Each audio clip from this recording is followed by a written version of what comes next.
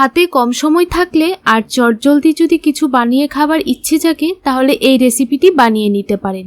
মাত্র 1 কাপ সুজি দিয়ে এই মজাদার ব্রেকফাস্ট রেসিপিটি তৈরি করে নেওয়া যায়। নমস্কার বন্ধুরা, আমি তনুজা, আপনারা দেখছেন তনুজাস কুকিং ক্রিয়েশন।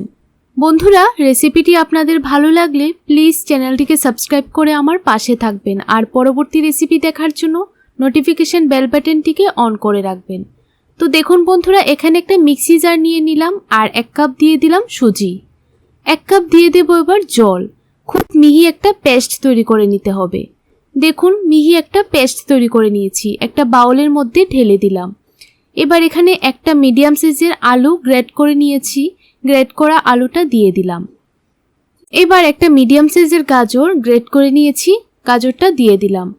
তারপর কিছু ক্যাপসিকাম কুচি দিয়ে দিচ্ছি, ক্যাপসিকামগুলিকে চিকন চিকন করে কেটে দিয়ে দিলাম।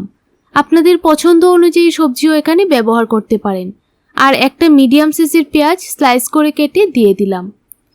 এবার দিয়ে দিচ্ছি 1 টিস্পুনের মতো চাট মশলা আর অল্প একটু দিয়ে দিচ্ছি লঙ্কা গুঁড়ো। আপনারা চাইলে এখানে কাঁচা লঙ্কাও ব্যবহার করতে পারেন। তারপর পরিমাণ মতো দিয়ে দিলাম নুন। এবার ভালো করে স্প্যাচুলার সাহায্যে মিশিয়ে নিচ্ছি। খুব ভালো করে সবজিগুলির সঙ্গে সুজির ডোটাকে মিশিয়ে নিতে হবে। আপনারা চাইলে এই রেসিপিটির মধ্যে কাঁচা লঙ্কাও ব্যবহার করতে পারেন। আর যদি বাচ্চারা খায় তাহলে লঙ্কা গুঁড়ো বা কাঁচা লঙ্কাটা স্কিপ করতে পারেন। এবার একটা ডিম ভেঙে দিয়ে দিলাম। ডিমটাকে সুজির ডোর সঙ্গে খুব ভালো করে মিশিয়ে নিতে হবে।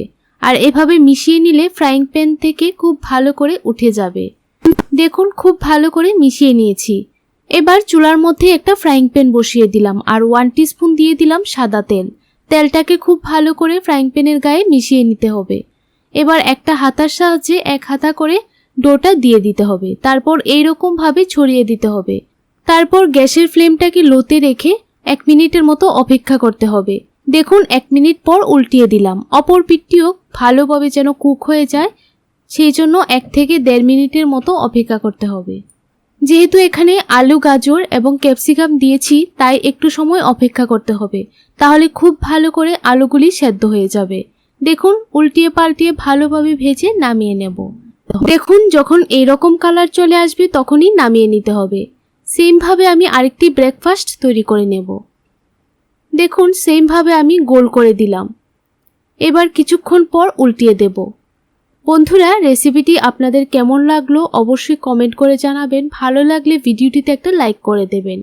দেখুন, কিছুক্ষণ পর উল্টিয়ে দিলাম। অপর পিঠটিও ভালোভাবে কুক করে নেব। দেখুন, সবগুলি ব্রেকফাস্ট তৈরি করা হয়ে গেছে। রেসিপিটি খুবই সহজ, একবার অবশ্যই বাড়িতে ট্রাই করে দেখবেন। আর আপনারা দেখেই বুঝতে পারছেন কতটা নরম সফট হয়েছে।